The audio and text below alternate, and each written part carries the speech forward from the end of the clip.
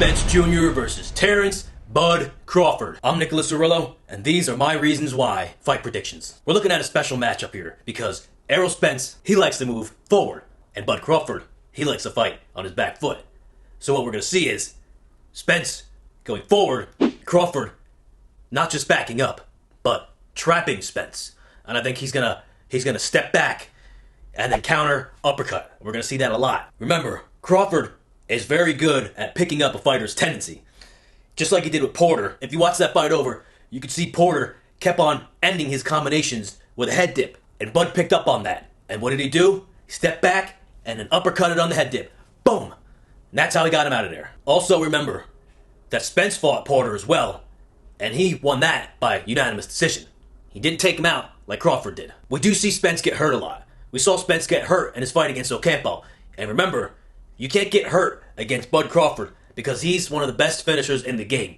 He will get that finish. He knows how to step on the gas. He knows how to make it a dogfight. Once he sees you hurt, he's going to go in and get that knockout. Do me a favor, hit that like button. One of the tendencies that I've seen in ERROL Spence is that he likes to step in and put his head kind of on the chest and throw a couple body shots, boom, boom, with his head down.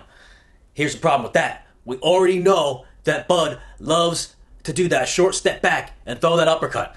And I think that's going to be a very big weapon that's going to be used in this matchup. Because he goes down to the body, dipping his head, I think Bud's going to catch him when he does that. We also have to take in consideration that Spence, even though he's quick, he does fight kind of flat-footed. So he moves quick in. Bud moves fast in and out and laterally. We're going to see a lot of movement from Bud, and we're going to see a lot of stance switches, and I think that's going to confuse the hell out of Spence. Now remember, I'm judging this based off of their fight with a common opponent of Porter. Porter hurt Spence. A couple times you've seen him hurt. He landed big shots on Crawford, but he did not hurt him. Crawford just ate him right up and even smiled and looked like he was laughing too. Just kept on coming forward and countering and getting his punches. He was not affected by Porter's power. Spence was. So I think the ability to take a punch is going to take ERROL's size advantage right off the table. Also take in consideration that when Spence fought Porter, Porter won on one of the judges' scorecards. He got knocked out by Bud Crawford. Remember that. We've seen Spence tagged a couple of times. We've also seen him tagged against Danny Garcia. We've seen him tagged a lot. I don't think he can afford to get tagged by Crawford because he's such a good finisher. That's going to be the big difference in this fight, is the fact that he can step on the gas and go and get that knockout. Another factor we have to look at, sometimes when Spence gets hit, he kind of looks down and kind of goes off into la-la land real quick. He cannot do that against Crawford. He will get knocked out cold if he does that against Crawford because he's so quick and so crafty. He'll just step right in there and switch his stances to cover distance faster and get that big shot. Another tendency from ERROL Spence Jr.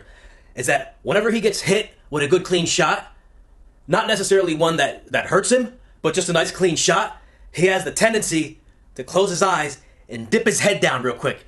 Just gets tagged, closes his eyes, and then dips straight down. You'd be crazy to think that Bud didn't already know that and worked on that in the gym.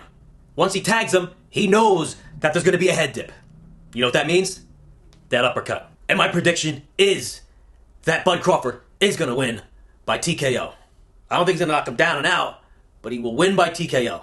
If you're curious to see where I get my boxing knowledge and intellect from, watch my documentary, A Real-Life Underdog Story, out now on Amazon Prime Video, starring myself and Platinum Mike Perry.